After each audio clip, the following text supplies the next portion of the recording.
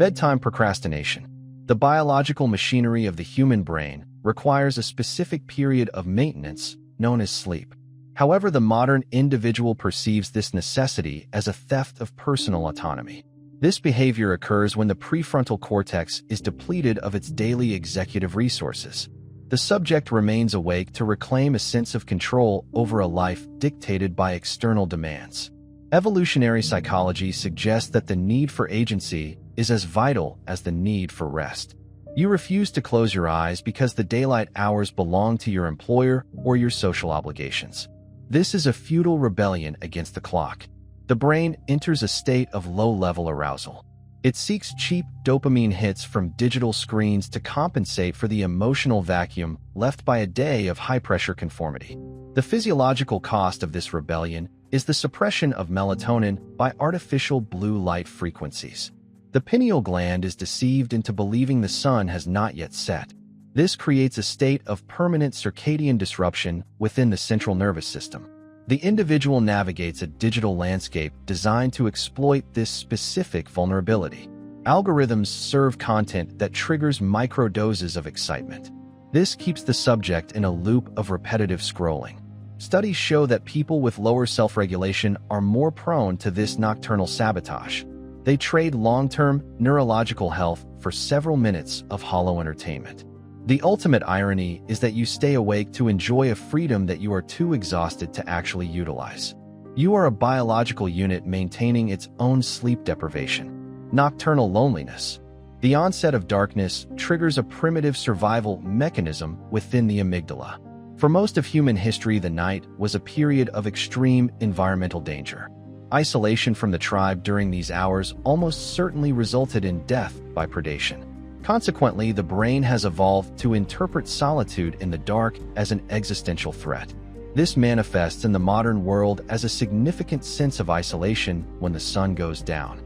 Even in a densely populated city, the subject feels a state of being socially disconnected. The central nervous system produces a distress signal intended to force the individual to seek the proximity of others. This biological warning system is now functionally obsolete. There are no predators in your bedroom. There is only the silence of your own internal dialogue. This internal distress is exacerbated by the hyperconnectivity of the digital age. The subject looks at social media feeds filled with the curated highlights of other people's lives.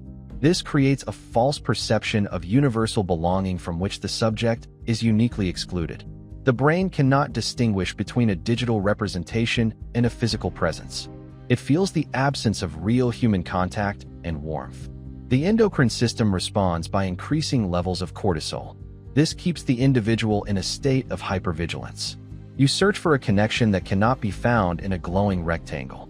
The irony is that millions of people are experiencing this exact same isolation simultaneously. You are part of a global collective of lonely individuals. All of you are reaching out into a vacuum that cannot respond. Existential dread. The human mind is equipped with a default mode network that becomes highly active during periods of sensory deprivation. At 3 a.m., when the world is silent, this network turns inward. It begins to process the most uncomfortable data sets available to the consciousness. The reality of mortality is no longer a distant concept. It becomes a pressing biological fact. The brain realizes that the ego is a temporary construct. It evaluates the progression of time with brutal clinical accuracy. Every second that passes is a step toward non-existence. This realization triggers a fight-or-flight response that has no physical target. You cannot combat the concept of time. You cannot avoid your own biological expiration. The mind is trapped in a logical loop of its own making. Historical records show that this phenomenon has haunted the human species since the dawn of self-awareness. Neurobiology describes it as an overactive prefrontal cortex struggling with abstract concepts of permanence. The individual begins to question the purpose of their career and their personal relationships. They see the structures of society as flimsy illusions designed to distract from the inevitable void. The brain attempts to solve the equation of life, but finds only a zero at the end. This leads to a state of temporary paralysis known as the nocturnal crisis. You are forced to confront the truth that you are a collection of atoms that will soon be rearranged. The irony is that you lose sleep worrying about death. You are effectively killing your current time to mourn its end. The remorse loop. The brain utilizes the quiet of the night to perform an audit of the individual's social standing. This process involves the retrieval of memories categorized as failures or embarrassments. The hippocampus works with the amygdala to recreate scenes of social rejection from years ago. You remember the stutter in a speech or the rejection from a peer. This is not a random occurrence. It is an evolutionary tactic designed to prevent the repetition of behaviors that could lead to social ostracization. In a tribal setting, being cast out was a death sentence. Therefore, the brain must punish you for your past mistakes to ensure your future survival. It forces you to relive the shame with high-definition clarity. The emotional pain is processed in the same brain regions as physical pain. This cognitive auditing system is highly inefficient in the modern world. The mistakes you recall are often irrelevant to your current status. Yet the brain treats a minor social gaffe from high school as a critical threat to your existence. The body responds by releasing small doses of adrenaline. This prevents the transition into deep sleep. The individual becomes a victim of their own internal quality control department. You analyze every word said during a conversation that happened 10 hours ago. You rewrite the script to make yourself sound more competent. This is a mental hallucination. The other participants of that conversation have already forgotten your existence. They are busy ruminating on their own failures. The irony is that your brain tortures you to keep you socially relevant while you are currently alone. Anticipatory anxiety. The transition from the safety of the bed to the demands of the upcoming day creates a state of physiological tension. The brain perceives the future as a series of potential threats. This is known as a predator-prey simulation. The sympathetic nervous system begins to activate prematurely. You lie in the dark and run thousands of mental scenarios for the next morning. Each scenario focuses on a different failure point. The brain is trying to prepare you for every possible disaster. It calculates the social and economic consequences of being late or underperforming. This hypervigilance is a relic of our ancestors who had to prepare for a hunt. In the modern context, it is a maladaptive response to a spreadsheet or a meeting. Your body is ready for battle in a bedroom. The impact of this anxiety is a total disruption of the circadian rhythm. Cortisol levels should be at their lowest during the middle of the night. Instead, they spike as the brain prepares for the perceived combat of the day. This creates a state of cognitive exhaustion before the day has even started. The individual experiences a paradox where the fear of the future prevents them from obtaining the rest needed to face it. You are sabotaging your performance by trying to ensure it. Studies indicate that this cycle of worry leads to chronic stress and physical degradation. The mind is a machine that manufactures its own obstacles. The irony is that the disasters you envision almost never happen in reality. You spend your night fighting ghosts. You arrive at the morning already, defeated by enemies that do not exist. Emotional dysregulation. As the night progresses, the brain's ability to regulate mood begins to fail. The connection between the amygdala and the prefrontal cortex weakens significantly. This is a state of temporary neurobiological instability. The ego's defenses are lowered. Small frustrations are magnified into major tragedies. A sad song or a nostalgic thought can trigger a disproportionate emotional response.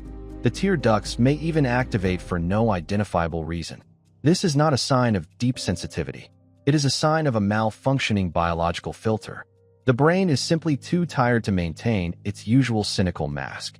It spills over with unprocessed data and repressed impulses. You feel a profound sadness that has no logical source. You are experiencing the raw data of your own consciousness without the usual security protocols. This state of vulnerability is often mistaken for a moment of profound self-realization. The individual believes they are finally seeing the truth of their life. In reality, they are just witnessing the effects of sleep deprivation on the endocrine system. The lack of rest causes a drop in serotonin levels. This mimics the symptoms of clinical depression. The brain becomes a theater of irrational projections. It projects scenes of loss and regret that feel deeply meaningful at 2 a.m. By 10 a.m., these same thoughts will appear irrational and dramatic. The biological pressure valve has been released, and the results are messy. The irony is that you feel more human when your brain is technically failing. You believe you are touching your soul. You are actually just suffering from a temporary chemical imbalance. The creative delusion. The human brain experiences a surge of lateral thinking when the executive functions are impaired by fatigue. This is known as the disinhibition of the prefrontal cortex. It allows the mind to bridge disparate concepts that would normally be filtered out. You feel a sudden burst of inspiration. You believe you have solved a complex problem or invented a revolutionary concept. The brain rewards this behavior with a small surge of dopamine. You feel like a genius operating on a higher plane of existence. This is a cognitive trap. The brain is making connections not because they are valid, but because it has lost the ability to judge them. It is the same mechanism that causes hallucinations in extreme cases. You are effectively experiencing a mild form of nocturnal mania, fueled by exhaustion. The reality of these creative breakthroughs is revealed in the light of day. When you examine the notes you wrote during the night, they often appear nonsensical. The logic that seemed airtight at 3 a.m. is revealed to be a series of non sequiturs. The brain was simply amusing itself while its analytical functions were offline. This phenomenon is common among writers and artists who believe they do their best work at night.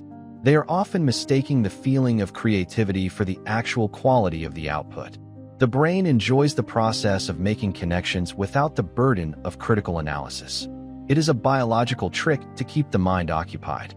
The irony is that your most brilliant ideas are often just the byproduct of a tired mind. You are never more confident than when you are wrong. The hunger of the void. Late-night hunger is rarely a demand for nutrients. It is a neurochemical craving for comfort and distraction. When the body is deprived of sleep, it produces more ghrelin and less leptin. Ghrelin is the hormone that signals hunger, while leptin signals satiety.